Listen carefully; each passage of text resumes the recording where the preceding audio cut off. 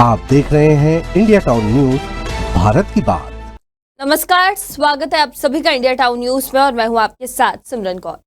छत्तीसगढ़ में हाल ही में संपन्न हुए नगरीय निकाय चुनाव के बाद अब सभी की नजरें 15 फरवरी को होने वाली मतगणना पर लगी है। लेकिन इसी बीच बेमेतरा जिले के नवागढ़ नगर पंचायत ने ईवीएम की सुरक्षा को लेकर एक अनोखा कदम उठाया है, जिसने सभी को हैरान कर रख दिया है। तो क्या है ये अनूठा प्रयोग और कैसे ये चर्चा का विषय बन गया है, आइए जानते हैं।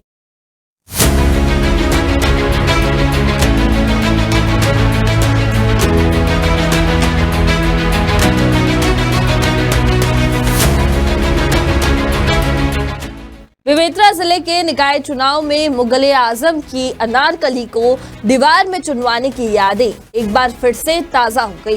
नवागढ़ के तहसीलदार विनोद बंजारे ने ईवीएम की सुरक्षा को लेकर एक बेहद कड़ी पहल की है। 11 फरवरी को चुनाव संपन्न होने के बाद नवागढ़ नगर पंचायत के स्ट्रांग रूम में ईवीएम को सुरक्षित रखने के लिए तहसीलदार ने न सिर्फ सुरक्षा इंतजाम किए, बल्कि इसके लिए एक अनोखा कदम उठाया है। तहसीलदार ने ईवीएम को स्ट्रांग रूम में रखने के बाद मुख्य गेट पर एक 9 इंच की दीवार बनवाने का फैसला लिया। इसके बाद स्ट्रांग रूम को ग्रिल से लॉक कर दिया गया और सुरक्षा के लिए जवान भी तैनात किए गए हैं। अब आप ये सोच रहे होंगे कि ये सब क्यों किया गया है। दरअसल इस कदम का उद्देश्य ईवीएम की सुरक्षा को सुनिश्चित करना था और किसी भी तरह की छेड़छाड़ या फिर टेपरिंग के आरोपों से बचना था। तहसीलदार विनोद बंजारे ने स्ट्रांग रूम के बाहर दीवार बनवाकर इस चिंता को अब दूर किया है।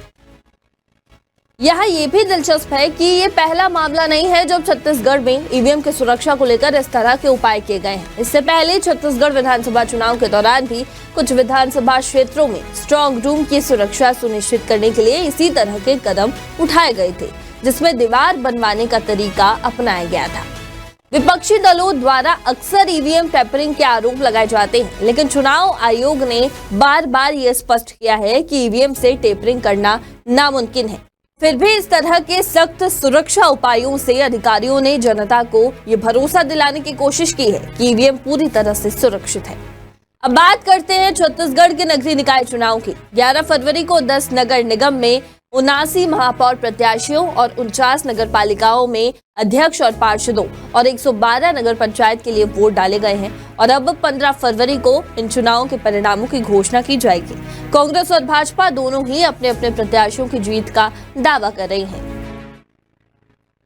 तो ये था बेमेतरा जिले में ईवीएम की सुरक्षा के लिए उठाए गए अनोखे कदम का पूरा अपडेट। इस कदम से छत्तीसगढ़ में ईवीएम की सुरक्षा को लेकर उठ रहे सवालों का हल तलाशने की कोशिश की गई है और अब देखना यह होगा कि 15 फरवरी को मतगणना के दौरान जनता किसके सर पर जीत का ताज पहनाती है। फिलहाल अभी के लिए इतना ही। देश और प्रदेश की तमाम खबरों के लिए आप बने रहिए इंडिया टाउन न्यूज के साथ और मुझे दीजिए इजाजत। नमस्कार।